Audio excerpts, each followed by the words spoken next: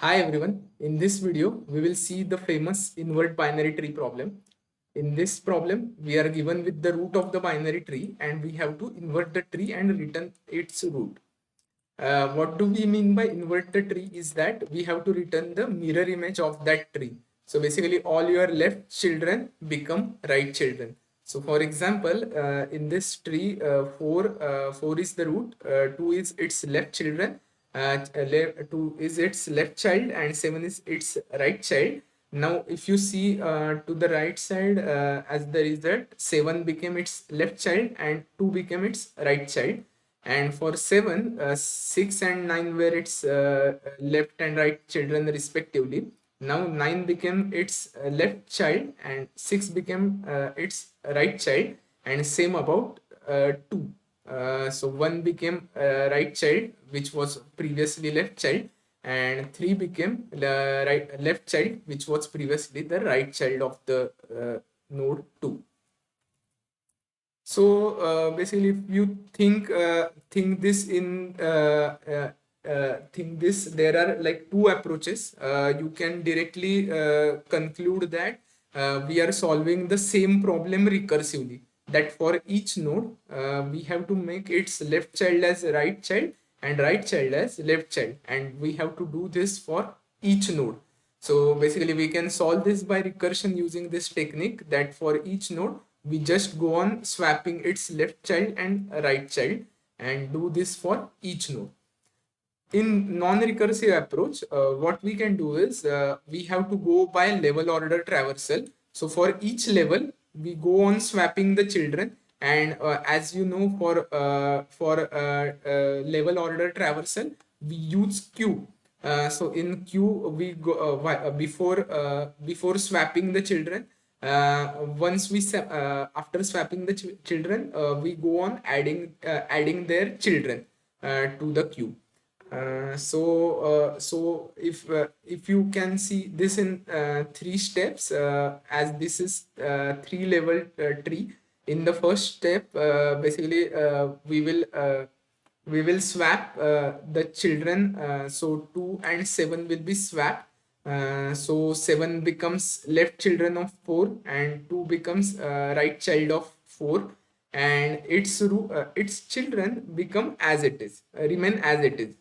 So 1 is still left child of 2 and 3 is still right child of 2. So that order we are not yet changing, but once we swap 2 and 7, after that basically we will be having this queue, and in that queue we will be adding 1 3 6 and 9, which are the children of your previous level. So once we add that in queue, after that for the next step, we will just reverse the order of or we will just swap the left and right child of for each node of your previous level. So now here 9 and 6 will be swapped, and same about 3 and 1. Using this queue and level order traversal, we can do this problem iteratively to invert the binary tree. So if we take a look at source code, we have been given an invert tree function where we get root as argument, root of the tree as argument. So this is the edge case where we, if the root is null, we have to return the root, or we can return null directly. So after that, as we have to go do the level order traversal, we use queue of type tree node, and in that queue we add our first node as root. So after that, while queue is not empty, so we have to do this unless and until we reach till the end of our tree, and these are like leaf nodes and we don't have anything to traverse further. So till the queue is not empty, we do this thing. What we do is q dot poll. So we will poll the first element from our queue. So currently it will for the first iteration it will be our root node, which is 4, and we will swap its children. So for example, in our if you remember our first step, we swapped 2 with 7. So 2 and 7 are swapped, and after that we if the node dot left is not equal to null, so if left child is not null, we add a left child to queue. If right child is not null, we add right child to the queue. So basically, after swapping 2 and 7, the left child, which was 7, will be added to the queue, and after that 2 will be 2, which was right child, it will be added to the queue. After that, again we are checking that when the queue is not empty, we are again swapping we are polling the queue and swapping the children. So 7 node 7 will be first polled, and its children will be swapped. So 6 becomes 9, and 9 becomes 6, and after that we add 6 and 9 to the queue. So 9 and 6 will be added to the queue, and this will be removed from the queue. Now next node that can be pulled from the queue is ours 2.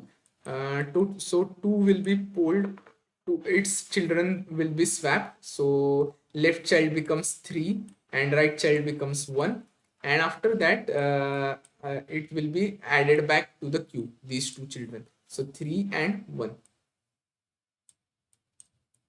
Now as for 9,